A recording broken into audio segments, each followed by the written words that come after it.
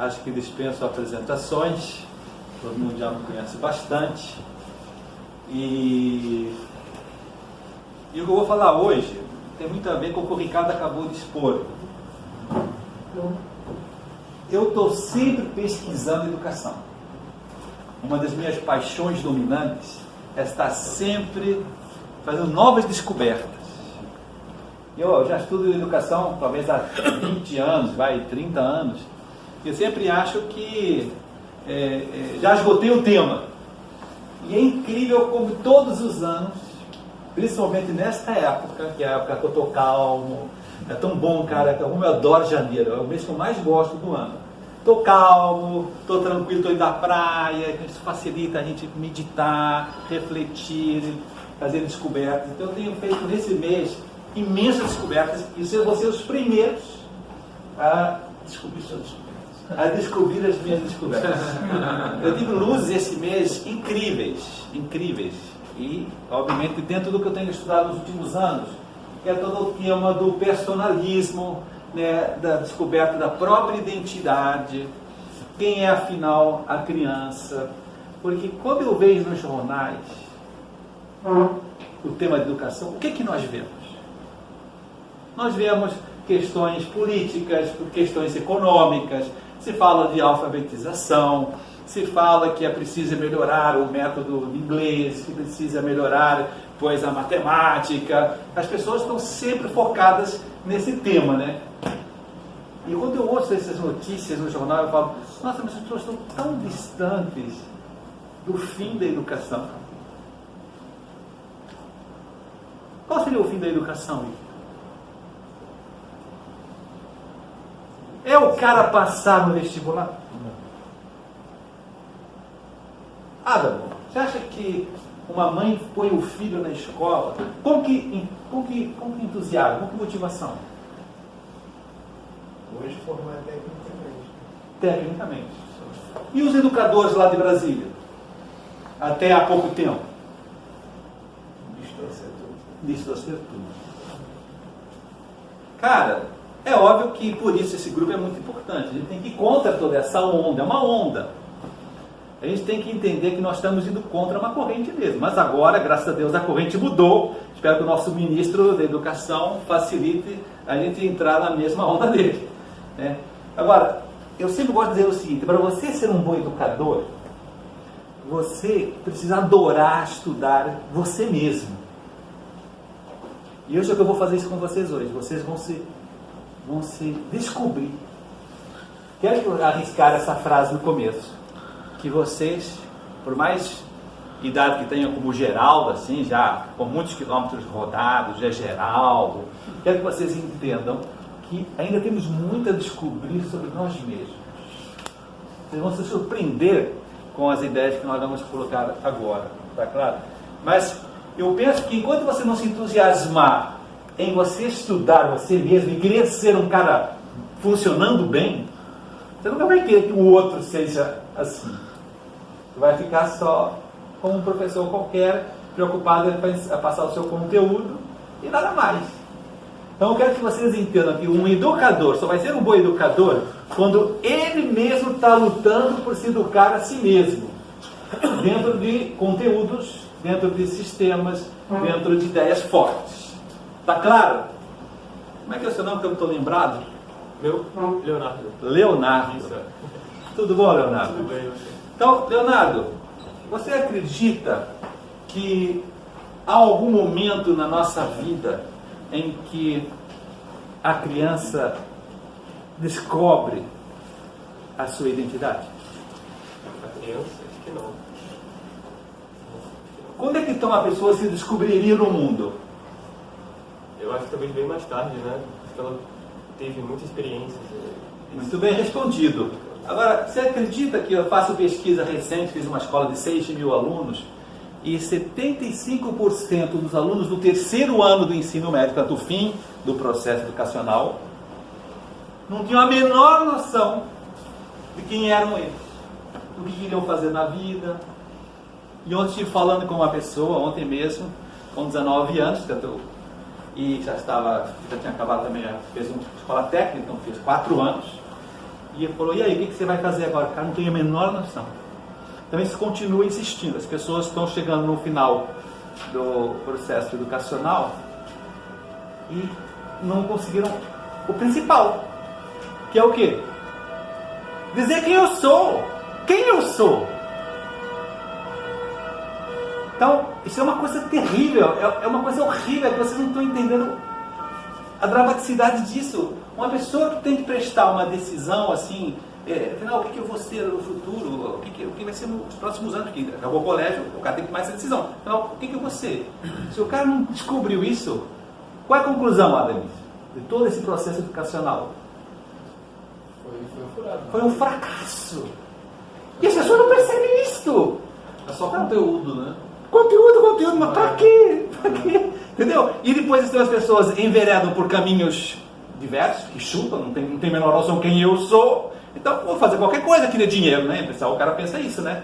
E aí as pessoas fazem isso, até ganham dinheiro, até tem sucesso, prestígio, mas não alcançaram o principal, que é o quê?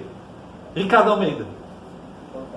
Encontrar-se a si mesmo. A pessoa está cheia de gente hoje numa Petrobras, gente no BNDES, gente num banco, gente fazendo dinheiro com investimentos. Tem gente muito rica no Rio de Janeiro, mas está muito pobre, depressiva,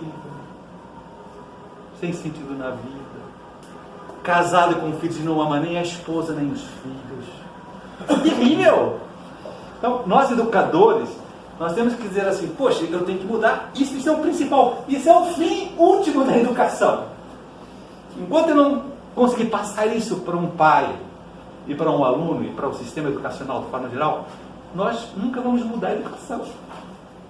Então não me interessa nada, obviamente interessa, mas inicialmente não me interessa nada pensar em novos métodos de alfabetização, novos métodos de matemática, novo inglês, se vai ser homeschooling, se vai ser isso e aquilo, se nós não vamos nesse fim último. Senão, então, as nossas escolas, Porto Real, Monte Alto e todas as escolas que estão se abrindo no Brasil, eles têm que ter essa missão, sabe?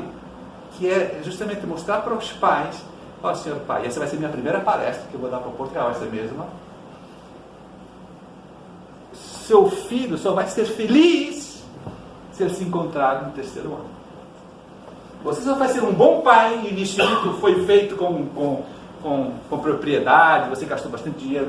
Só vai ter sido um bom investimento se o seu filho no terceiro ano se encontrou. E eu vou mostrar como isso se faz. É uma técnica educacional, que ninguém sabe isto. A faculdade de educação não ensina isto. Então, é um problemaço. Deu para entender? Então, acho que esse primeiro tema foi bom para esse grupo de pesquisa, de estudo, para a gente cair na cara, porque esse é o principal problema educacional do momento.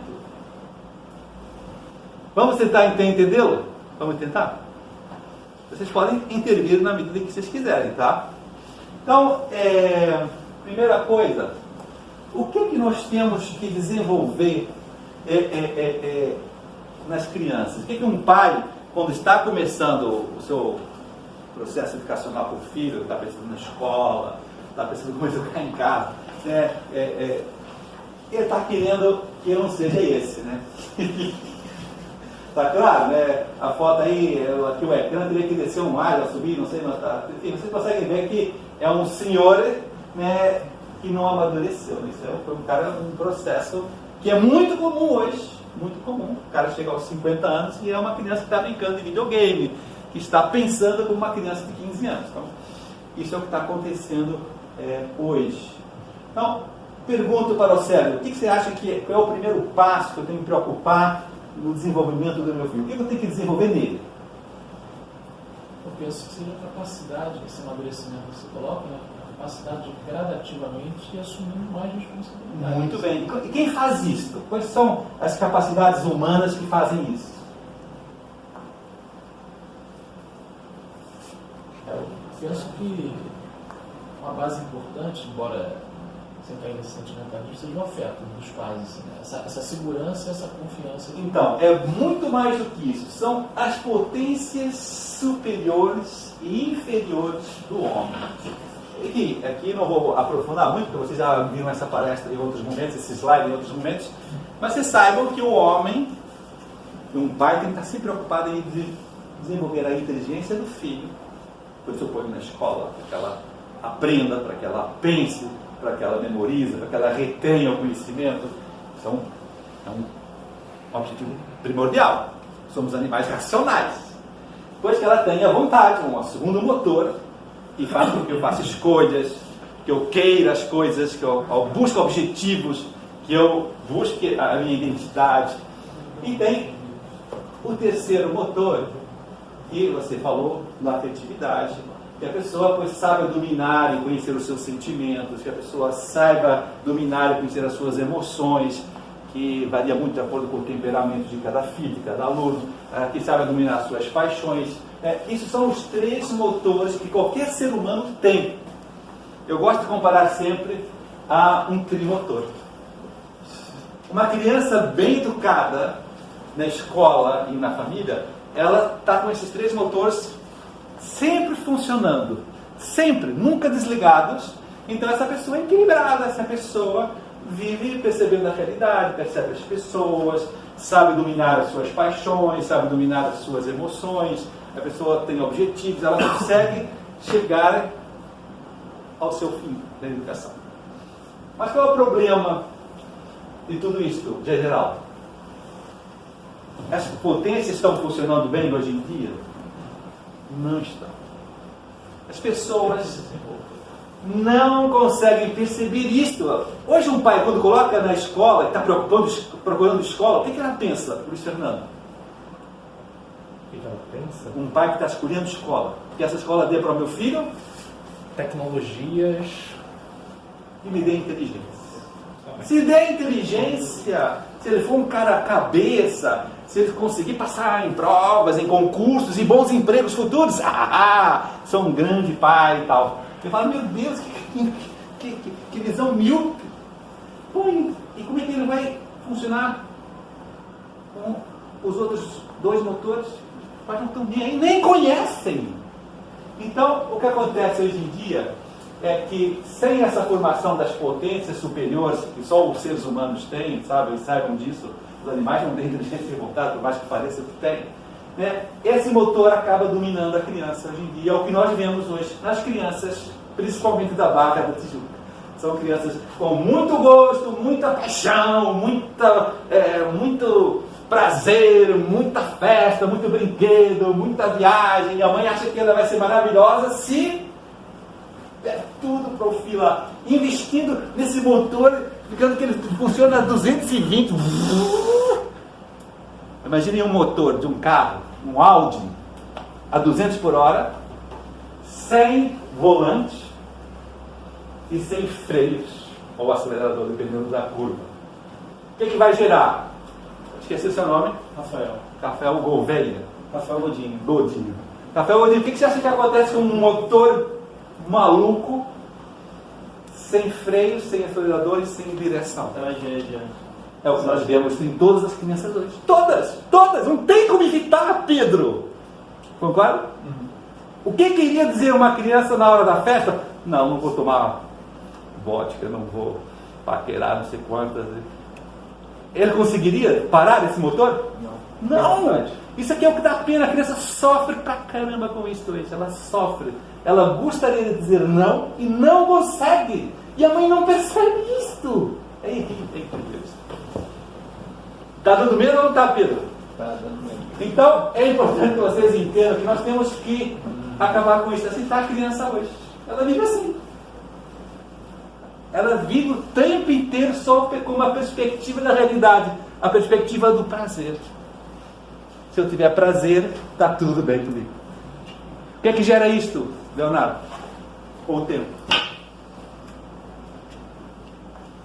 Gera depressão. Isso. A pessoa vê tudo ao contrário.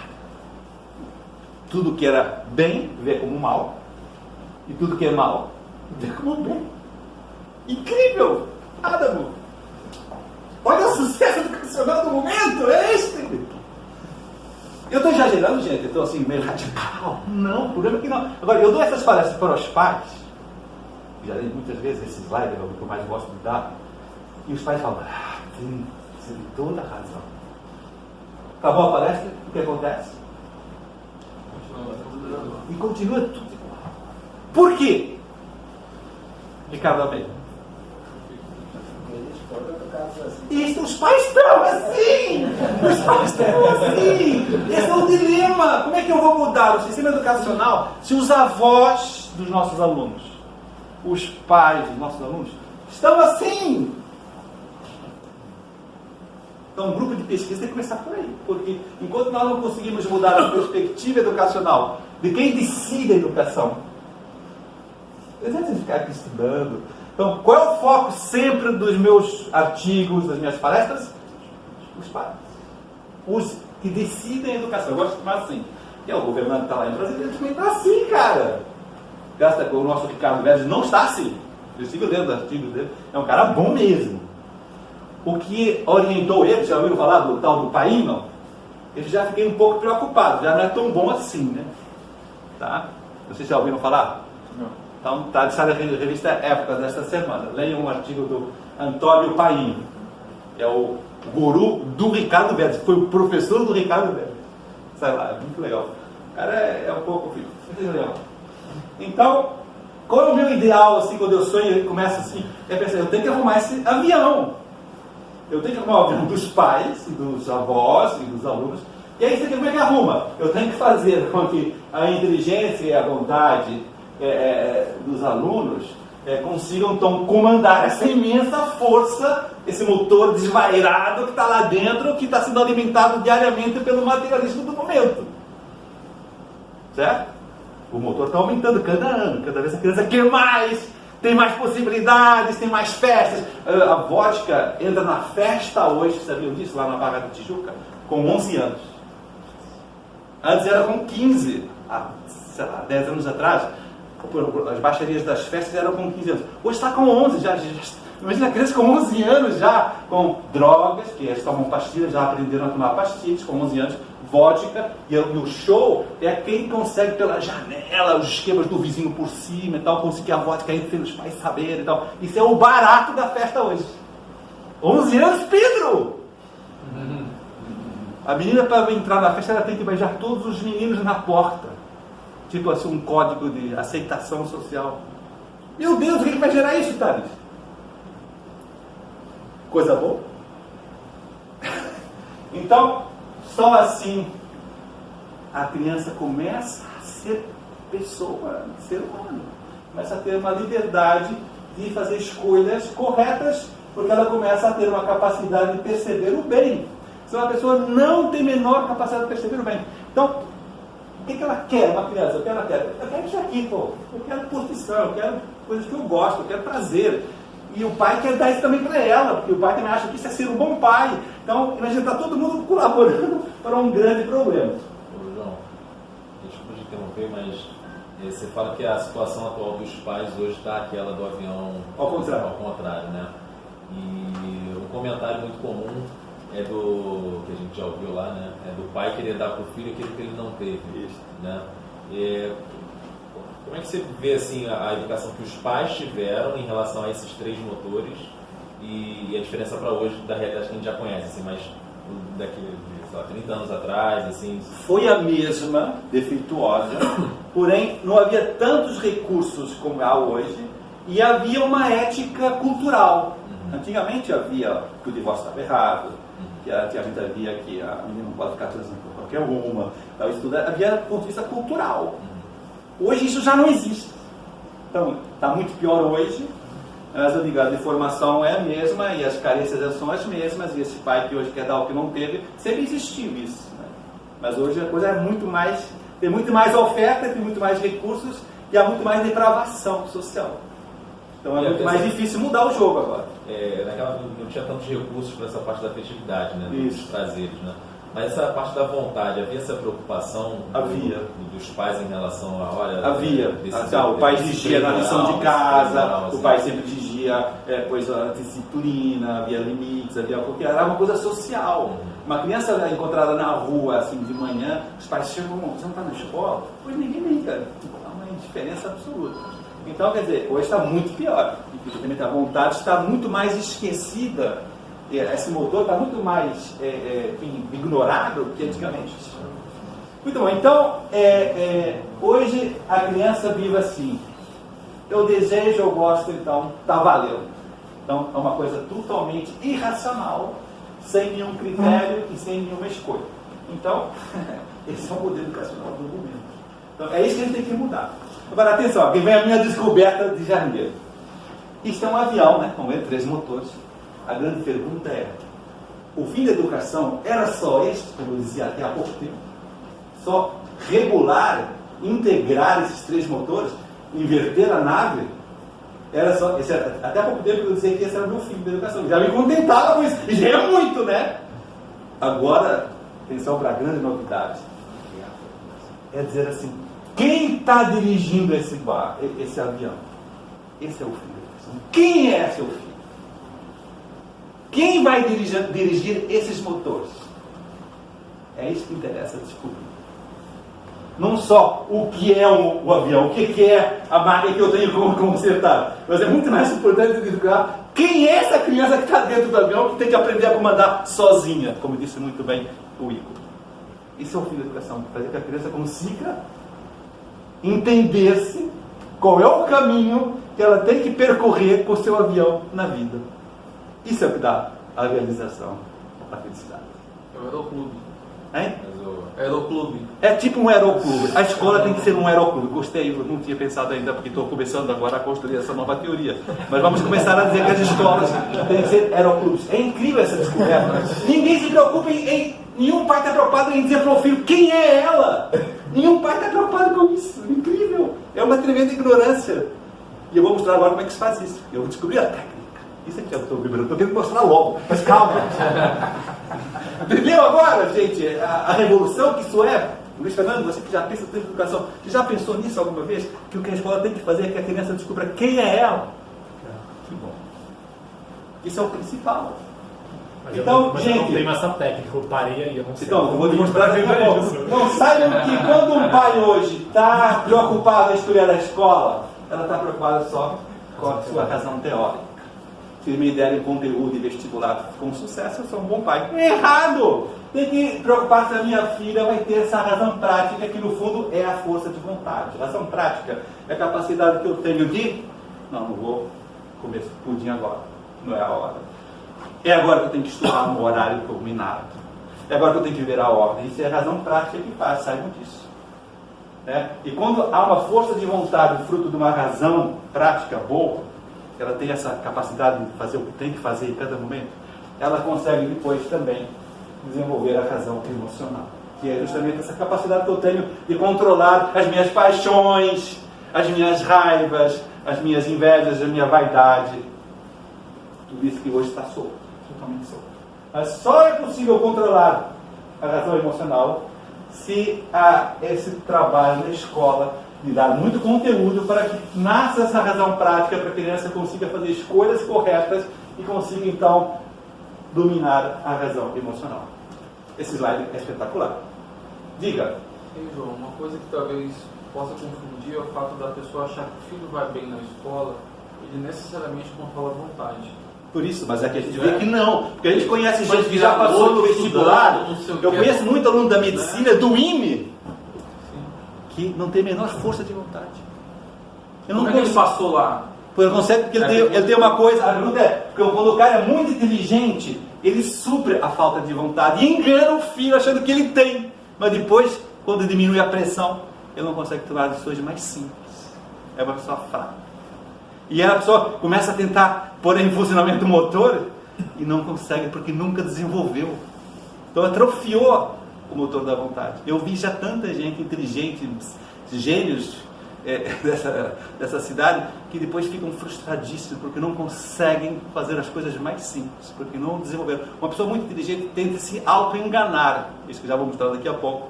A auto-enganação é o grande problema do homem inteligente. Ele acha que tem força de vontade porque consegue as coisas fácil, mas na verdade ele não tem essa força de vontade. Na vontade é onde mora o principal, é onde mora o amor, o compromisso, a liberdade, mora a vontade. E então a pessoa não tem esse amor, não tem essa liberdade que acha que tem. É uma liberdade teórica. Na hora de ver, não consegue levantar da cama de manhã, não consegue ver um horário, não consegue ser pontual, não consegue cumprir os seus compromissos, as suas responsabilidades, porque é fraca. Mas ela consegue ter muitas ideias boas, mas isso só não resolve. Consegue dar resultados dentro de um contexto limitado, Isso, né? mas depois que você é cobrado naquele momento clímax, você quebra casamento, empresa, quebra mesmo. O inteligente quebra. É isso que está se comprovando hoje na sociedade. Porque não teve essa capacidade de superar dificuldades, de superar relacionamentos, de superar o que existe em qualquer mundo real. Muito bom, então, quero que vocês entendam aqui que então o meu projeto de virtudes do Porto Real, do Monte Alto, traz essa... O que faz essa integração das potências, os três motores voltarem a funcionar corretamente, são as virtudes, tá? Não vou aqui entrar nesse tema, todo mundo já ouviu falar muitas vezes, mas quero que vocês entendam que isso aqui era o meu grande ideal até há pouco tempo. Hoje já não é mais. Hoje é fazer com que os motores sejam integrados e vão até funcionar, mas o meu ideal agora é fazer com que o piloto do avião apareça e consiga comandar esse avião. Então vamos ver como é que isso se faz? Então, aí vem a pergunta: quem vai desenvolver essas potências? Adão, quem? Quem vai consertar esses motores e pôr-los para funcionar e integrá-los? Quem? A escola. Não, a criança. É isso que está aqui dentro. O eu que está lá dentro de todos nós, o nosso eu aqui dentro, é ele que tem que acordar, é ele que tem que querer comandar a inteligência, a vontade e a criatividade. Isso os pais não entendem. O que os pais acham, Zé Geraldo? Os pais acham que a coisa vai de cima para baixo. Isso. Sensacional. É a mãe, é tal, professor e tal, cobrança externa, e então tem que ser exigente, e crime erra muito nisso. Eu falei isso muito com o general. Vocês têm esquemas que não geram liberdade, que não geram identidade, que não geram flexibilidade, porque você está abafando o eu de cada um daqui. Cada um é diferente desse IME. Você quer fazer uma padronização, todo mundo igual, você acabou com o eu da criança, do aluno. Ele concordou comigo. Como é que chamava ele? Aquele mais fortinho? Barroso Magno? Barroso Magno. Eu almocei 10 vezes com ele. Ele adorava essas conversas. E ele percebia esse defeito do IME. Eles abafam justamente a identidade, o caminho de cada um dentro do IME. Eles forçam uma padronização e acaba com a identidade de cada um. Então o cara não está motivado por um certo tempo, já vê que aquilo é uma bobagem e já quer sair, porque está sendo abafado, ele está sendo massacrado, ele está sendo... Então, essa que é o grande X da questão. Olha que frase, atenção. A vida da criança é uma conquista. O pai tem que entender que a criança tem que conquistar o quê, Ricardo? Como? O que quer dizer autonomia? Capacidade de resolver as coisas. Isso, na prática, o que quer dizer? Que conquista eu tenho que fazer? Pensa na criança lá do Porto Real, está lá na sua sala de aula. O que ele tem que conquistar? Então, atenção. Ele tem que conquistar isso. A própria consciência. Essa descoberta, quem eu sou. Isso é uma conquista, não vem naturalmente. E eu arrisco dizer isso gravando, que 90% das pessoas de hoje no mundo não chegaram nesse nível da autoconsciência. Não sabem quem são e não atuam de forma consciente. Fazem um monte de coisas até boas, até pensam, até decidem, até trabalham, até casaram, mas foi tudo meio automático, tudo ali meio forçado, meio externo, meio forçado, e não é uma coisa fruto de uma reflexão e de uma descoberta e de uma decisão. Um comentário. Com isso, se explodiu a profissão de coaching. Exatamente! Explora um pouco mais isso, Luiz Fernando. Não, porque eu posso falar, mas eu queria que você falasse. Sim, tá, eu posso tentar, vamos lá. Mas é exatamente isso. Na Por que verdade, o sucesso do coaching? O sucesso do coaching é isso, as pessoas não têm essa autoconsciência e buscam em terceiros alguém que incuta nela Isso. essa consciência, que ensine a ela a pensar, ensine ela a escolher. Ensina ela a descobrir-se. A descobrir-se, a desenvolver aquilo que está atrofiado, e é isso que eu quero dizer quando você diz consciência, seria a razão prática, Isso, né? isso, Que está totalmente atrofiada. Totalmente. Então, ele precisa de alguém que ajude a desenvolver essa razão prática para assim que ela possa caminhar esse... Sabe qual é o termo técnico moderno que está acontecendo agora? É você tem que alcançar o mindfulness. Mindfulness. A plenitude da minha mente, de modo que eu seja realmente consciente do que eu estou fazendo. Porque o que eu estou fazendo, eu sou automatizado, eu estou mecânico, eu estou trabalhando em um monte de coisas, estou casando, estou viajando, mas na verdade eu estou adormecido. O meu eu não está online, está offline. Isso é horrível. Por quê, Pedro? Porque você não sabe para onde você não levado. Isto! Você está sendo comandado por alguém. É. E a pessoa não percebe. É isso o grande problema da sociedade. As pessoas estão adormecidas e fazem um monte de coisa, e reclamam na internet, estão achando que estão sendo elas. Não, elas estão sendo comandadas. Isso é uma grande descoberta. Mas eu vou mostrar como lutar contra isso. Na É o mais verdade, importante. essa hipótese seria a pessoa, a partir de um coaching, conseguir descobrir. Isso. Né? Mas não consegue, sabe por quê? Porque se você não tem os 3 motores funcionando, um cara externo não consegue fazer Não, isso. isso que eu ia falar. Na melhor, ela conseguiria, né? Agora, muitas vezes, ela apenas terceiriza, digamos assim, Isso, né? E isso. segue o que alguém está falando. Eu quero que vocês entendam, eu vou mostrar daqui a pouco um quadro lindíssimo que está nesse livro. Está nesse livro, você tem a consciência do seu corpo. É o que se faz na escola, na educação infantil. Depois você, no Fundamental 1, você tem que fazer que ela tome consciência que ela tem alma. Que pensa, começou a estudar, decorar, sabe falar, alfabetização, sabe tal. Né? Depois tem escolhas, tal. É o nível da alma. Consciência que eu tenho uma alma. E as pessoas param aqui. E tem que chegar a um terceiro nível, que é o nível da consciência. O nível do eu. Que é, eu sou esse fulano que tem que comandar a alma e o corpo.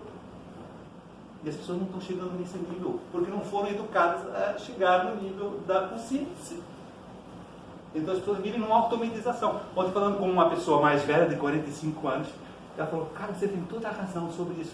Hoje eu tive um dia muito agitado, acordei de manhã cedo, fui na academia, depois eu fui para o trabalho, depois eu tive uma reunião, depois eu estive almoçando, depois eu fui numa outra reunião. Eu fiz um dia completamente cheio, totalmente adormecido.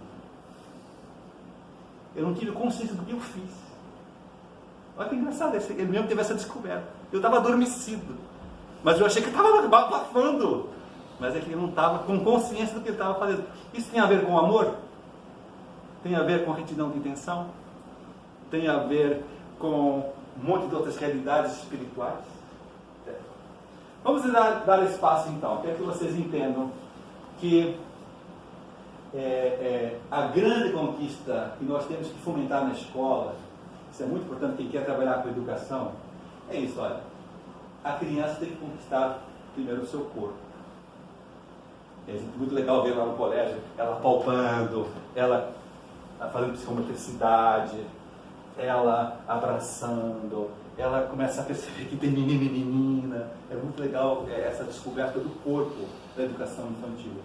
Depois, ela tem que descobrir que ela tem alma, que ela tem as 3 potências e que começou a funcionar, começar a pensar. O aluno adora lá no Fundamental ir lá na minha sala e dizer o que ele descobriu na aula. O garoto que fala, por que, mãe? Por que isso? Por que aquilo? Ela começou a perceber que tem esse poder e tal. Né? E depois a ordem, começa a pôr ordem, começa a ver a mochila no lugar, começa a servir a mãe na cozinha, ela começa a ver que tem capacidade de ajuda, que tem capacidade de ajudar, de servir e tal. Ela começa a ficar contente com isso, né? Muito legal ver a criança descobrindo esse poder, né? Quando você começa então a perceber que há uma vida psíquica muito mais importante que a vida corporal e que esse equilíbrio psíquico dos 3 motores tem que estar ali sendo conquistados. É uma conquista, volto a insistir, por meio das virtudes. Mas atenção, aqui vem o grande nível que ninguém chega, que é o nível do espírito, o nível da autoconsciência. Sabe? Quem é João Malheiro? Pô, eu olho aqui para dentro e eu consigo ver claramente, se eu falar assim, quem é João Malheiro. Eu conheço ele há muitos anos. Eu tive o dom de Deus, graças a Deus ele me deu esse dom, de descobrir quem era João Malheiro com 13 anos. Eu me lembro desse dia, é em Portugal ainda. Eu me lembro disso. Isso foi determinante para todas as minhas escolhas futuras. Tudo tinha uma lógica, tudo tinha uma coerência, tudo tem um trajeto, um roteiro.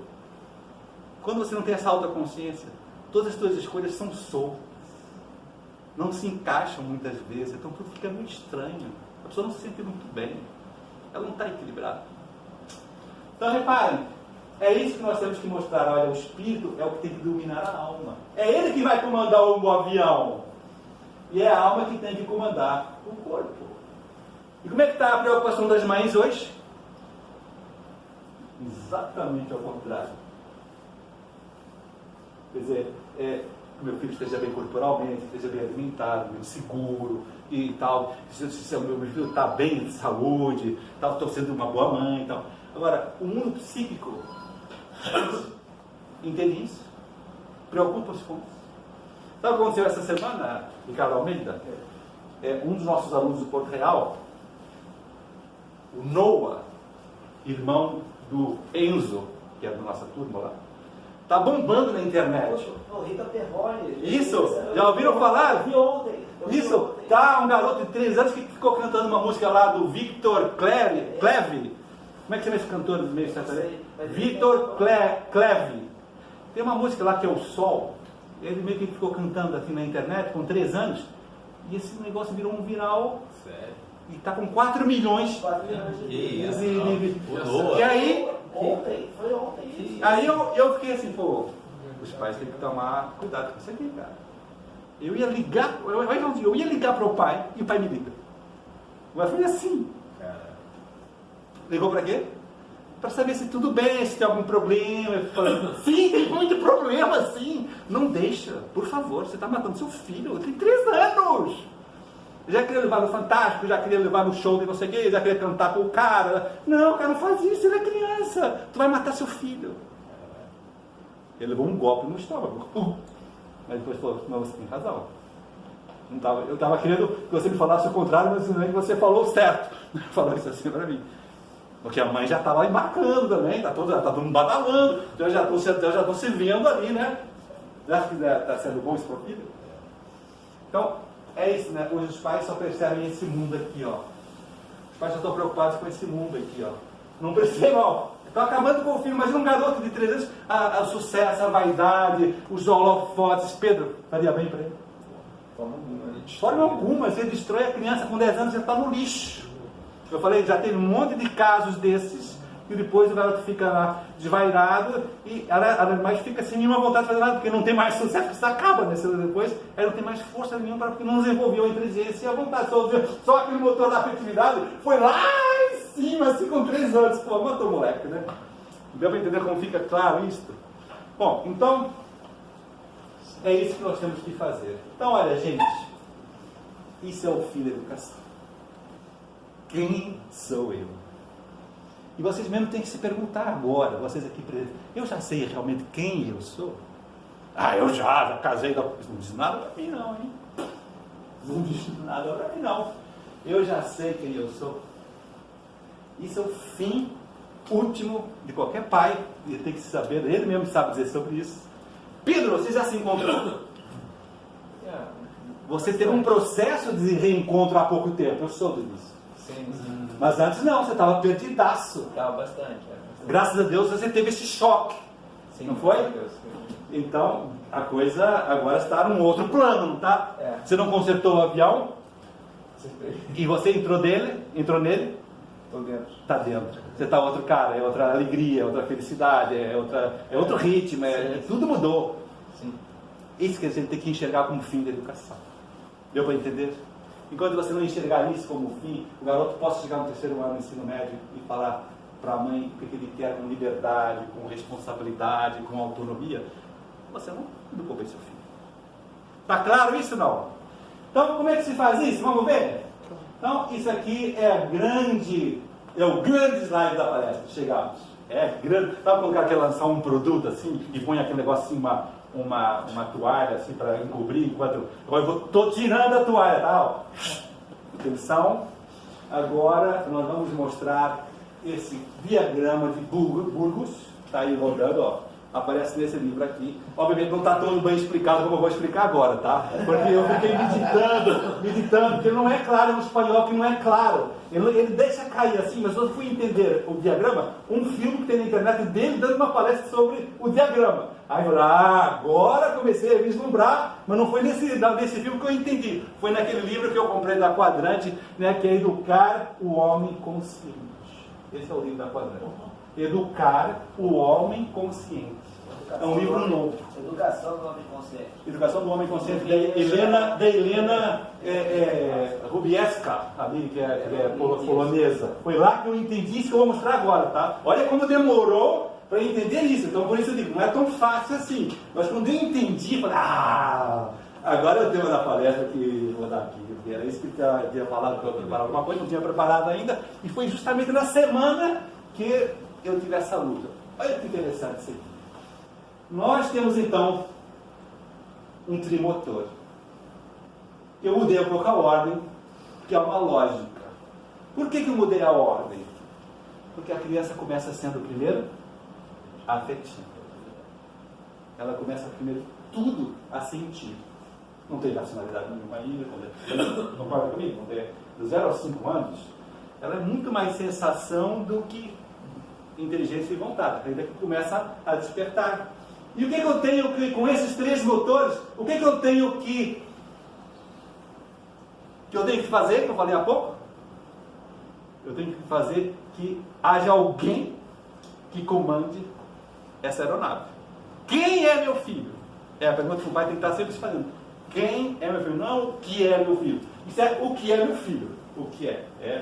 Tem 3 motores e tal. É uma coisa que dá para explicar do ponto de vista antropológico, psicológico, tudo isso. Quem é meu filho? Eu não tenho que estar preocupado com o que é meu filho. Quem é meu filho? Então, isso é um processo que eu tenho que ir construindo. Atenção, como? Através dos 3 motores, eu tenho que fazer com que ela vá conquistando o corpo, vá conquistando a alma, e vá conquistando quem mais? Adam? O espírito. Nós somos esses 3 níveis. E ninguém sabe disso. Então, como é que se faz isso? Eu tenho que fazer com que a criança que está na educação infantil comece a sentir muito o seu corpo. Então, vou dar alguns exemplos. Dar um abraço, o colo, o beijo, fazer que ele começa a andar. Agora que você está com a Catarina, não é legal quando ela começa a andar. Papai! Hein? Brincar. Ela começa a sentir uma alegria imensa, começa uma conquista, né? Mas eu tenho que fazer logo depois, certo, o quê? Com o conhecimento ainda no mundo corporal. Eu tenho que fazer com que ela comece a conhecer o seu corpo. Então, aí entram os 5 sentidos. A educação infantil é olfato, é visão, é audição, é o paladar, né? A coisa da comida, do salgado, do doce. Vocês reparam que quando eu era o método optimista, eu fiquei estudando na época lá, quando ele abriu o Porto Real, o que tem a ver ficar estudando e fomentando esses sentidos na criança? É exatamente isso, que ela começa a conhecer o seu corpo. Sim? Muito bem. Aqui que ela começa a ver que tem menino e menina. É diferente. Né? Nessa idade, é 1 ano e meio. 1 ano e meio que ela percebe. A aceitação é com 6. Sabe? A pessoa ficar aceitando tal. 6 a 8. Mas a descoberta é com 1 ano e meio. E depois vem o querer. Querer corporal. Qual seria um querer corporal, Rafael? Seria fazer as tarefas dia a dia, fazer brincar, correr, eu quero ir pra rua, eu quero ir para o pátio, eu quero jogar bola, eu quero tal. Eu vejo lá na educação infantil, no pré-2, já estão muito assim, querem muita coisa, já querem, sabe, é impressionante ver o dinamismo dos meninos aqui, né, uma coisa impressionante. Estou ainda numa fase corporal. Então, hoje o pai está feliz quando ele consegue esse nível, né? Está tão bom, eu falei, tá ótimo, meu filho, ainda falta tudo isso, né? Então, eu comecei Eu tenho que começar depois, então, lá quando tem 6 anos, né, ele começa a sentir mais a sua alma. Eu, como educador, eu tenho que saber que eu tenho que fomentar isto. Não é automático. Não é automático. Eu tenho que fomentar que ela começa a sentir as emoções. Quantas vezes aconteceu lá em Portugal, né, quem conhece aqui os alunos, ele também é o aluno dele, inclusive, né, o Barbosinha. Ele, uma vez eu encontrei na minha sala sozinho, falou assim, gritando: mas por que eu sou assim? Não entendo! Eu estava falando sozinho, estava lá assim. Aí eu entrei: o que está acontecendo aqui? Eu estou tentando entender por que eu bati nele. Juro que aconteceu isso. Mais de uma vez. Quando a pessoa começa a perceber que tem emoções, que não consegue controlar, começa a perceber que tem raiva, que tem orgulho, começa a perceber que quer desobedecer. Tal. São sensações, mas você tem que ficar feliz como educador, que você começar a ver que a criança está assim, não fica preocupado, porque está descobrindo que tem alma. Faz parte da alma. Depois começa a querer, a querer estudar mais, começa a já ter memória, fazer poesia, fez um teatro maravilhoso ali no Natal, não é verdade? Fez ali, depois começa a ter raciocínios lógicos, começa a gostar de matemática, começa a já ter um certo conhecimento, matemática, cultura, tem uns que gostam de ler. Então, é tão legal quando você vê que a criança começou ali a ser mais consistente, começa a ter já um diálogo, já começa a conversar com você, vai começar a perceber, não, que legal, né? E aqui é um momento muito importante mesmo, né? Porque aqui está a escola de forma muito plena, mas repare, eu tenho que querer o quê? Denise, com a alma, o que eu tenho que querer? Eu tenho que querer realizar aquilo que ele já consegue projetar com a sua imaginação, com a sua liberdade. Eu quero fazer inglês, eu quero fazer futebol, eu quero fazer música, eu quero construir um barco nas férias, eu quero ter algum objetivo mais curto, como ler um livro. A pessoa começa a ter uma certa autonomia. Né? É legal perceber que a criança já tem autonomia a partir dos 6 anos de idade, porque ela já tem racionalidade. Então olha aí como é bonito ver a alma aqui, ó. Se você vai desenvolvendo isso na escola, na família, incentivando que ela sinta as coisas, que ela pense sobre as coisas que sente e que ela comece a querer as coisas, então começa a ter uma unidade entre corpo e alma maravilhosa. E aqui então o exercício das virtudes, né, que você põe virtudes aqui e virtudes aqui, os 3 motores começam a se integrar, começam a funcionar. Então, os 3 motores do avião estão começando a ficar bom. O avião já consertou e já estão funcionando. E aí eu parava por aqui. Já estava feliz. E não, eu tenho que dar agora um outro passo. Eu tenho que incentivar com intencionalidade, em sala de aula, num colégio, na família, o quê?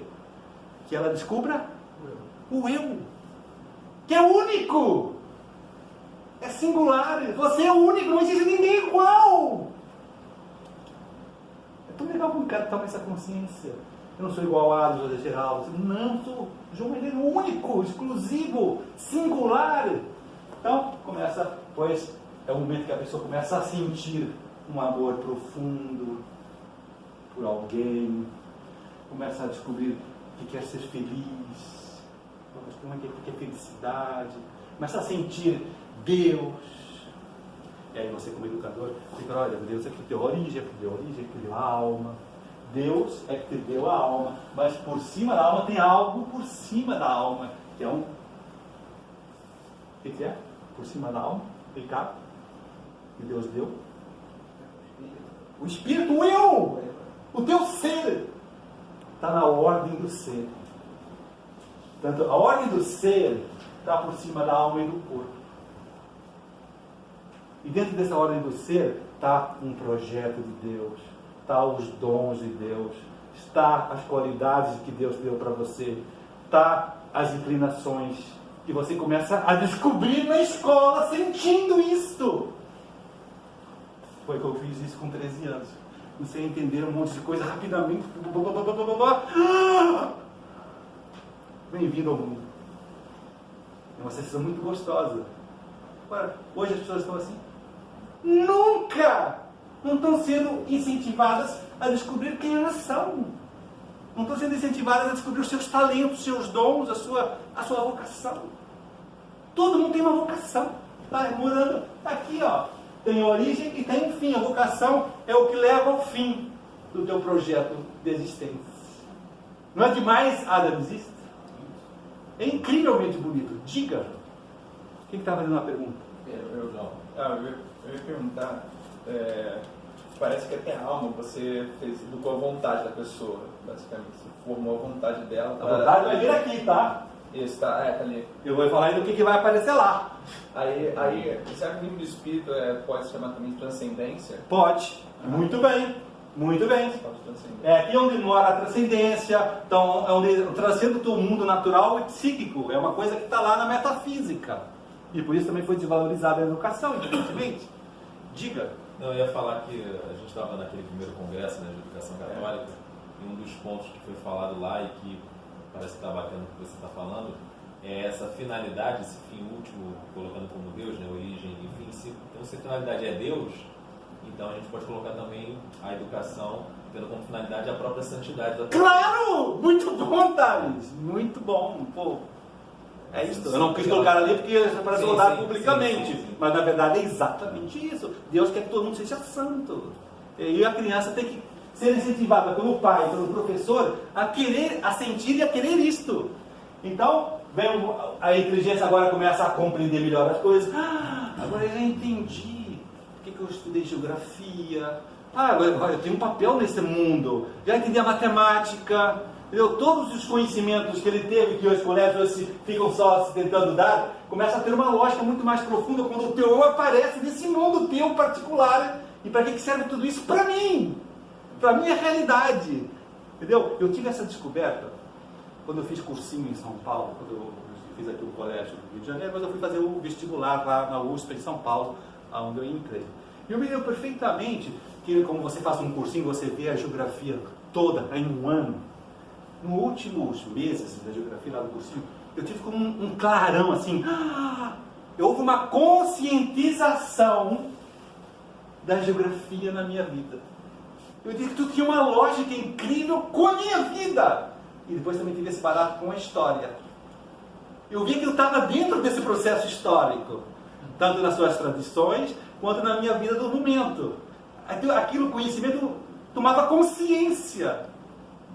Quando a gente aprende só para aprender, só para pôr no vestibular, mas não entende para que serve.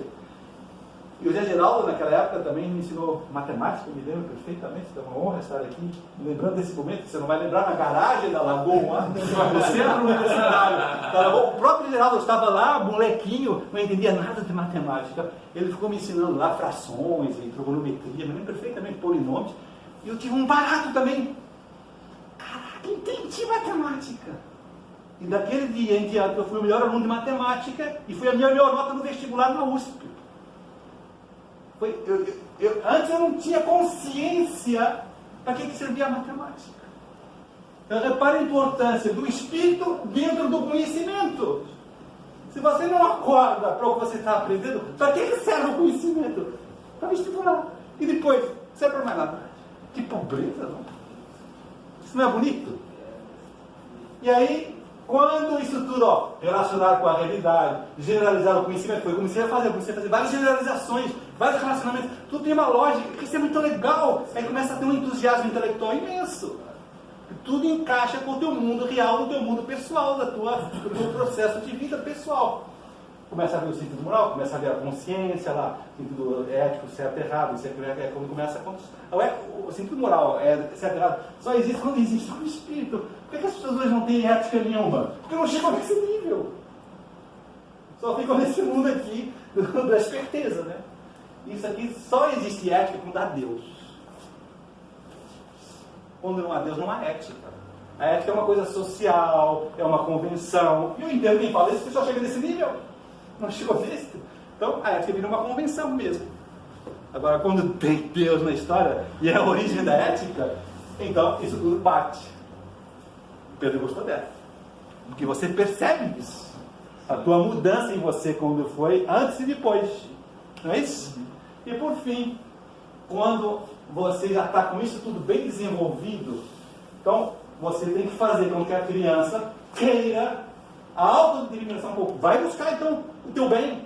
Vai buscar o que você quer. Vai buscar as tuas escolhas definitivas. Vai lutar por ser melhor. Atenção, meus amigos, atenção, todo mundo aqui. É o fim último da educação. Eu educo crianças para chegarem nisto. Mas olha o processo longo que eu tive que percorrer durante vários anos, tal, para começar a chegar nesse nível. Coloquei em vermelho, percebe, uma rogueira, mas é vermelho, tá? Para que, no fundo, eu consiga isso. Enquanto eu não conseguir isso, eu fracassei. Por que o cara não sabe o que quer da vida? Porque não tem nada disso, não tem nada disso, não tem nada disso, não tem nada disso. No máximo tem essas coisinhas bobas. Conseguir um emprego, uma boa festa, uma boa viagem, tá tudo aqui, ó. Né? Quando não tá por aqui, ó. É ou não é demais esse quadro? Não dá? Não enche os olhos? Demorei horas pensando sobre isso. Horas. Parece fácil agora explicando, né? Mas para explicar assim, você tem que estar tentando expressar isso de forma que as pessoas entendam. Eu acho que eu consegui, não consegui? Diga. Não, só você refletindo sobre o que você falou daquele nível lá do espírito, é interessante talvez assim que as coisas, você se acha dentro de todo esse contexto no primeiro momento. E depois você passa a ser um ator que vai atuar nesse contexto. Que faz parte do projeto de Deus. Eu vou mostrar agora a última. Exato, que eu vou mostrar agora é o que eu mostrava até dezembro. Né? E no fundo, quando eu explicava, eu falava, mas está faltando alguma coisa. Era isso. Agora eu posso mostrar o próximo slide com toda a paixão. Diga. João, posso entender essa última faixa em vermelho como momento de contemplação de tudo que foi aprendido? Isto. Mais a filiação divina. Muito bem, muito bem, muito bem, Rafael. Quase daria um beijo em você. Mas é exatamente isso que ele de alguma maneira também descobriu aqui. Filiação divina e santidade estão muito próximas. A identidade tua é ser filho de Deus. A questão da sabedoria, será? Também. O que é um homem sábio? O homem sábio é quando ele usou tudo isso aqui que qualquer homem tem e leva para um outro nível, o nível da transcendência, e ele começa então a ter umas reflexões, começa a atender a providência, começa a atender o sacrifício, a cruz. Tudo encaixa perfeitamente quando o cara chega nesse nível. Agora imagina a dificuldade que é ensinar religião quando o cara não chega nesse nível. É loucura. Eu quero fazer um paralelo com escolarização. Certo. Estamos falando sobre educação, mas eu estou pensando já agora na escola. Tá. Eu consigo... Eu tenho... Não sei. Se expressa do jeito que você quer. Organizado. Em que momento... É porque está tudo tão bagunçado que isso chega ao terceiro ano do ensino médio. Isso se inicia lá na educação infantil, mas uma situação de CNTP, né? Condições normais, né? Mundo ideal, mundo das ideias. A partir de que momento a criança ou adolescente ele chega nesse momento último da vontade, do espírito e do eu? Na minha percepção, de 16 aos 18 anos. 16 aos 18 anos. É quando chega o momento da maturidade das três potências dentro do avião e ela tem que tomar as suas decisões definitivas. É aí que começa. O que eu vou fazer de faculdade? Qual é o que Deus está querendo no meu projeto de vida? Todas as definições vão sendo fechadas. É aí que nessa idade que ele tem que estar pronto para tomar essas decisões. Mas o que está acontecendo hoje? Como ele não chega a ficar pronto nessas idades, ele fica pegando um coaching para ver se ajuda, ou perceber porque ele tomou decisões erradas, porque ele não está conseguindo amar a esposa e os filhos, ele tenta tentar voltar para trás e não consegue. Então, se você leva esse processo normal do pai e um bom professor para chegar nesse nível, ensinar nesse nível, com 16 anos a pessoa está pronta para tomar essas decisões. Por que eu fiz essa pergunta? Porque a escolarização hoje ela está indo até os 18 anos e é um momento talvez X da vida do jovem, dele tomar talvez a primeira grande decisão, assim, na hora da matrícula, o que eu vou colocar para fazer estudar 4, 5, 8 anos, dependendo, e isso vai ser o que eu vou estar me realizando. Quando eu paro para pensar, na época dos meus avós, minha avó, por exemplo, que teve um nível de escolaridade muito baixo, foi alfabetizada aos 40 anos, trabalhou, não sei o quê, mas sempre teve certezas. Vou dar para ser melhor, isso vem da educação dentro de casa. Sim. Eu fico nessa dúvida, porque aí você botou a frase, deixa eu ver se eu vou conseguir me expressar. A frase da Helena, de que toda grande tem suas conquistas e a consciência é a sua realização. É a sua realização. Na verdade, eu poderia dizer que o tempo para ela chegar nesse momento de vontade é o tempo que as diferentes situações a coloca como criança, ou seja, no momento que a fase de criança, adolescência dela termina, Isto é o momento que ela... Então, assim, acaba. isso pode acontecer um pouco antes. Pode. A mim foi com 13 anos. É maturidade. Entendeu? Tem gente que amadurece mais rápido. Eu também mudei de país, foi uma coisa dura, perdi tudo que eu tinha, perdi todos os meus amigos, então houve um processo de maturidade mais rápido. Entendeu? Mas, em geral, quando é uma coisa normal, sem grandes tragédias, então a pessoa vai chegar aos 16 e está pronta para chegar nesse nível de maturidade, nesse nível de transcendência, para tomar decisões junto com Deus, junto com os amigos, junto com a família, junto com a sociedade, com o meu papel social. A pessoa se encontra completamente. As circunstâncias importam também. Isso, muito. Tá, entendi. É porque eu estava estudando. Então, 10 minutos para chegar, então, aqui rapidamente. Ó. Então, a autoconsciência de ser pessoa única e irredutível é o fim último da educação. Por isso eu digo, como é que eu vou ajudar o meu filho nessa descoberta do eu? Deu para perceber o caminho, né? Isso é o que eu tenho que buscar como educador, como diretor de escola, como professor, como educador. Eu tenho que buscar isso. Enquanto eu não conseguir isso, enquanto eu não chegar nesse nível aqui, eu fracassei. Então, quando eu vejo e tal, eu vejo essas propagandas e tal, não sei quando no Enem, não sei o que, no vestibular, blá, blá, blá, eu acho tudo tão pobre, tão ridículo, mas a sociedade não percebe esses valores. Então, nós temos que chegar a que a sociedade perceba esses valores. Eu acho que com o novo ministro da Educação a gente vai conseguir mudar um pouco esse olhar, né? Ô João, então você vai apresentar isso aí para os pais, né? Vou. Talvez fosse interessante você colocar também as idades para cada fase ali. Para o pai colocar o filho e falar, olha, meu filho está com... Eu falei isso aqui expressamente, infantil, fundamental, ensino médio. Exato, você falou a idade até você... Mas eu posso colocar ali um adendozinho para ajudar, né? Para ver se o cara não está perdendo tempo. Ou também se vai esperar o tempo ideal.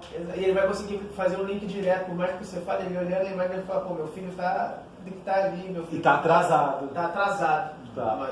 Então, gente, esse era o grande slide que eu mostrava até há pouco tempo, que eu adoro, agora vou ser muito rápido, eu tenho pouco tempo. Então, simplesmente, o conceito de pessoa é isso, é uma singularidade, a pessoa tem consciência que ele é único e irrepetível, e a escola tem um papel de colaborar nessa descoberta. Depois, quando a pessoa vai percebendo todos esses dons, esses talentos, esse temperamento, ela começa a perceber que não basta só isso, eu tenho que colocar isso em funcionamento. Eu tenho que entrar no avião e tenho que pô-lo para funcionar. Então, eu tenho uma capacidade de escolher ser ou não ser aquilo que a minha singularidade pede. Isso é que é o bacana do homem, não é um instinto forçado a ser. Você tem que escolher ser. Isso tem a ver com a vontade. A autodeterminação é isso. Eu quero ser aquilo que eu sou. Eu posso... É o grande problema da liberdade humana. O homem pode muito bem... que é o que eu vejo em muita gente, a pessoa até percebe a sua singularidade, percebe os seus dons, percebe a sua vocação, mas é chata, né? Custa, né? Vai dar trabalho, né? Então vamos para a praia. Então a pessoa simplesmente nega a própria existência. Então a autodeterminação e a fortalecimento da vontade vem quando se educa pelas virtudes desde cedo. A pessoa vai tendo esses motores funcionando perfeitamente, vai tendo mais capacidade de liberdade de escolha. Agora, o grande momento é esse, quando a pessoa percebe que todos esses dons recebidos, aptidões, o próprio sexo, o Papa João Paulo II fala no seu livro Liturgia do Corpo, que o sexo é uma parte constitutiva da pessoa. Então não é uma coisa meramente corporal, não está nem no nível da alma, está no nível do ser. Sabe? O sexo faz parte de todo esse projeto de Deus. Então, o seu homem, a sua mulher, isso vai ter um elemento decisivo na realização do meu projeto de vida, que vai saber unir todos esses aspectos do temperamento, da aptidão, do gosto, da inclinação, dons. Tudo isso vai ter que ser colocado em prática num projeto que Deus pensou para mim. E quando eu descubro esse projeto, olha a motivação que existe para realizá-lo. Há toda uma descoberta, assim, uma luz. É a luz da vocação, é a luz da missão, é a luz do que você... Deu para entender, Rafael? Sim. Não é demais isso? Sim. Você estava vibrando, ele estava rindo. Por quê? Porque você estava encantado com isto. Eu não sei. O fato é que agora a pessoa só consegue realizar esse projeto de vida, Pedro, quando ele está motivado a servir o outro, a me entregar ao outro, a realizar alguma coisa pelo outro. E isso só vem, essa capacidade de sair de si, fazer alguma coisa pela sociedade, pelo outro, por Deus, quando ele foi desenvolvido antes de um trabalho de virtude. O objeto do desenvolvimento do projeto de virtude é sair de mim para me dar ao outro. Muitas vezes as pessoas até descobrem a sua singularidade, começam a perceber a sua liberdade, mas quando chega aquele momento de realizar o projeto, são fracas e não têm essa capacidade de levar à prática aquilo que eles querem, aquela razão prática que a gente falava há pouco, ela não consegue e desiste. Talvez essa ideia da virtude como sendo algo para me aperfeiçoar. Não é isso. Não é? Pode ser um erro também. Então, e por fim, sabe, com aceitar a própria liberdade, aceitar o projeto divino para você, exige uma atualização constante. Não é só um dia. Porque sempre vai haver uma tendência a deixar de ser espírito para ser alma, há uma tendência a deixar de ser alma para ser corpo. Ele está sempre querendo voltar para ser só animal. Então, eu tenho que estar sempre mantendo essa liberdade acordada. Essa consciência tem que estar sempre sendo ligada quando eu acordo e desligada quando eu durmo. Então, é muito importante a voluntariedade atual para isso. Esse vídeo aqui, eu não posso deixar de mostrar aqui as imagens, que resume de alguma maneira tudo que eu mostrei até agora. Uma menina que fez um curso brilhante de economia, melhor aluna, e vai na sua primeira entrevista de emprego. O que ela acha na entrevista? Que ela vai abafar, que eu sou a melhor aluna, CR9, tá? Vamos ver como é que foi essa entrevista dessa menina?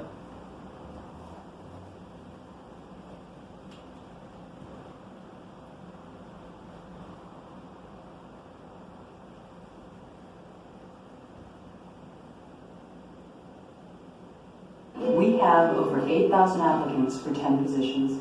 So, why don't you tell me, in your own words, who exactly is Annie Braddock? Wow, that's... Isso é uma pergunta muito fácil. Quem é a Annie Braddock? Question. Annie Braddock is a kind... É um tipo de... Well, I am... Go on. Well, Ela está com o currículo da mão dela. Não faço a menor ideia. Olha o currículo. Who is Annie Braddock? It wasn't exactly a trick question, but somehow I couldn't formulate a response. Of course, I knew all the basic facts: date of birth, hometown, socioeconomic makeup. But I didn't really know who I was, where I fit in, who I was going to be. I was so terrified I would never find the answer. Tive medo de jamais encontrar a resposta. Isto 90% da sociedade atual. Tá assim. Pode estar bem mal. Esse vídeo não te assustou um pouco? É legal ou não é? A melhor aluna sabia tudo, ó, nível da alma, bom ou não? Chegou no terceiro nível, a pessoa fica perdida. E a pessoa que estava entrevistando muito esperta, se a pessoa não se encontrou, para que seria todo aquele conhecimento? Ela vai ter um papel social importante na empresa, ela vai servir a empresa, nada, que ela vai ganhar seu dinheirinho, vai lá tal. Uma visão egoísta da vida. Serve gente assim? Eu não contrato assim. Não. Então, último slide, Ricardo Almeida. para você ficar feliz? Então, o que é que os pais podem fazer dentro desse contexto? Isso é o que importa agora, né? O que podem fazer? Então, o mais importante na vida é ajudar o filho a se encontrar. É isso que tem que estar sempre sendo falado no colégio. É isso que sempre tem que estar sempre insistido. Olha, qual é o objetivo do Porto Real? Vocês viram lá o vídeo recente de divulgação? Como é que começa o vídeo? É eu falando, o objetivo do Colégio de Porto Real é formar pessoas humanas completas. É isso. Uma pessoa humana completa tem corpo, alma e espírito.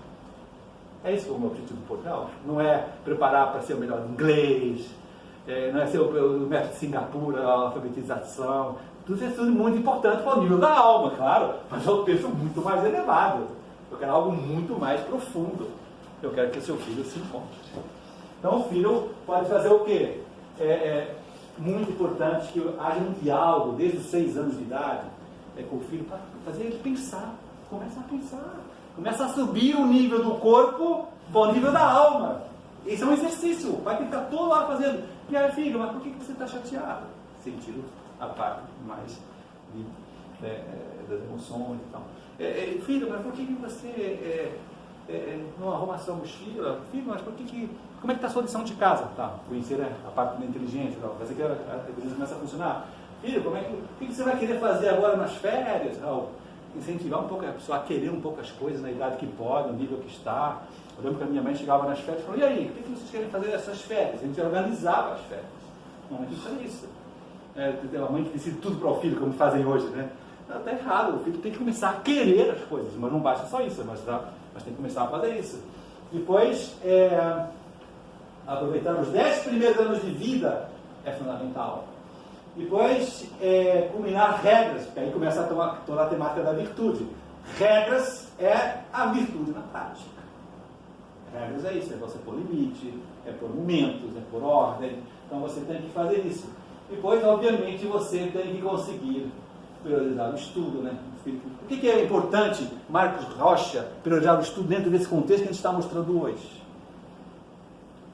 A capacidade que ele vai tendo de analisar as realidades, tudo que vai aparecendo. Isso! E ele tem que ser o protagonista dos seus estudos, porque ele é o único, ele não é a mãe, ele não é o pai, ele é o único, ele tem que começar a descobrir qual é o dele, ele tem que gostar das suas coisas, ele tem que começar a correr atrás. É tão legal ver isso nessas idades, né? E nasce mesmo se a mãe incentiva, se a mãe provoca. Agora, se a mãe quer organizar toda a vida do filho, né? Como a gente conhece várias mães lá no Portugal que fazem isso, acaba todo o filho, né?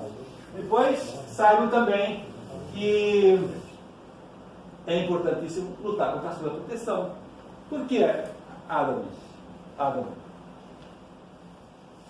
Porque senão a criança não se desenvolve.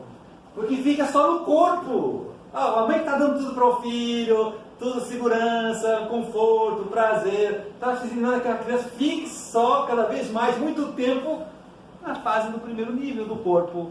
E não consegue subir, né? A gente vê isso em vários colégios lá também no Porto Real. No fundo, a criança não está pensando direito, né? A afetividade está totalmente deslocada. Tem gente que fica assim, ó. Tem gente lá no colégio que está assim, ó. Está sempre se mexendo. Ele não consegue parar. Sabe o que eu estou falando, né? Entendeu? É isso. A mãe dá tanta coisa corporal que ele não consegue subir de nível. É ou não é, Ricardo? Não é legal esse pensamento? Depois, então, saber que essas crianças vão tendo uma preguiça manhosa, tá? Que não dá para estudar muito tudo isso. Depois, fomentar o silêncio. Olha que coisa importante que tem que haver numa família, numa escola. Porque é no silêncio que a criança começa a fazer as próprias descobertas, começa a pensar, refletir. O que é hoje a vida de uma criança? É ação, é videocomputador, é tal, é corrida, é tal. Ela está se sente bem assim, né? Tem equitação, tem futebol, tem música, tem tal. Não deixa ela ficar assim no quarto, brincando com 2 cubos. Deixa ela. É que a mãe acha que a criança tem que pensar como ela adulta, né? Então é assim. A criança ela precisa de tempo para silêncio, para pensar. Todos nós lembramos daquele tempo de férias, de ficar lendo um livro, um silêncio. São momentos de descobertas. Dá para entender isso? Então, muito importante. E depois, obviamente, os pais também devem incentivar rezar em família. para chegar na transcendência. Né? Então é muito importante rezar nas reflexões, falar que existe Deus. Deus é a origem de tudo, até da comida. Existe, pois, visitar uma igreja. Quantas vezes eu me lembro, muitas vezes, quando eu era pequenininha, a minha mãe me levava assim nas compras para tomar um sorvete. Vamos lá na igreja? Aí a gente silêncio. Aí ia todo mundo lá no sacrário. Eu tive 5 irmãos, tá? Todo mundo lá. Tudo com 3, 4 anos, tá? Eu me lembro disso. E aí, rezava assim. Aí todo mundo olha. Então, isso é fomentar a transcendência. Fomentar o mistério. Fomentar a liturgia. Nossa, como é importante todas essas coisas. Existe isso hoje? Você vai na igreja hoje, como eu teve lá no Colégio de Portugal, infelizmente, os próprios pais, uma missão na zona, quer dizer, pô, os caras correndo, brincando de espada lá e tal, com o folhetinho da vista, pô, não dá, né? Quer dizer, não tem nada disso, né? Então, antes de dormir, tá errado, decoração da casa, tem que ter uma imagem da Virgem, tem um crucifixo, tem que ter uma árvore de Natal, um presépio, isso tudo vai fomentando o sagrado, né? Enfim, gente, então eu não posso continuar mais, mas simplesmente isso aqui deixo para vocês pensarem. Para a próxima reunião é bom deixar uma lição de casa, né? Então, o que os professores agora podem fazer para que os meus alunos comecem então a subir esses degraus, esses hábitos, corpo, alma, espírito. Igor, o que você achou de tudo isso? Desafiador. Que você pensa, como é que eu vou conseguir colocar na minha criança lá, que a família está estruturada, que é muito disciplinada, que fica só no nível corporal, né? Então parece que é impossível chegar nesses outros níveis, não é isso que você está pensando? Então quero que você saiba que não é bem assim. Sabe, se você consegue criar um clima, desde o primeiro dia de aula, que você é um professor diferenciado, que você tem uns papos cabeça antes do início da aula, se você começa a ter umas conversas, conta umas histórias, conta umas parábolas, de modo que você aos poucos vai fazendo com que a criança vá experimentando a alma dela e depois vai ter experiências espirituais, começa a ver que ela tem, e você valoriza quando você vê uma criança com uma diferença, com uma singularidade. Olha aí como ele foi nesse trabalho, como ele foi nessa apresentação. Então, quando você vai fazendo, você tem esse foco e consegue, então, tendo esse plano de fundo e mostrando em uma sala de aula, a criança começa até, por uma pessoa posso falar com você depois, eles te procurarão para conversar sobre o que eles podem fazer. Olha, obviamente é muito diferente de uma escola muito mais organizada, com muito mais disciplina, etc, etc. Mas eu acho que sempre nós podemos contribuir em algum nível para que a criança descubra esses 3 níveis e desenvolva os seus motores. Né? Que mais? Alguma pergunta? Mas não é legal isso, Pedro? Eu acho que isso aqui é o que motiva muito hoje a trabalhar na educação, porque isso aqui está muito longe. Mas dá para chegar lá, Geraldo? Tá, o Pedro está aprendendo tudo isso lá para a educação. Não está não. Ninguém sabe nada disso. Infelizmente. Isso tudo se perdeu. Isso havia antigamente. Nós somos um curso de pedagogia politicamente correta. Por isso. Quando é que você vai dar essa palestra aí para o ministro da Educação? Então, você sabe qual foi a sua tese de doutorado? Foi a pessoa humana em Tomás de Aquino. Muito legal. Ele é filósofo. Então, ele, quando souber desse filme que o Ricardo vai publicar no Facebook, então ele vai querer conversar comigo. Sim. Só para ver aqui. Isso aí é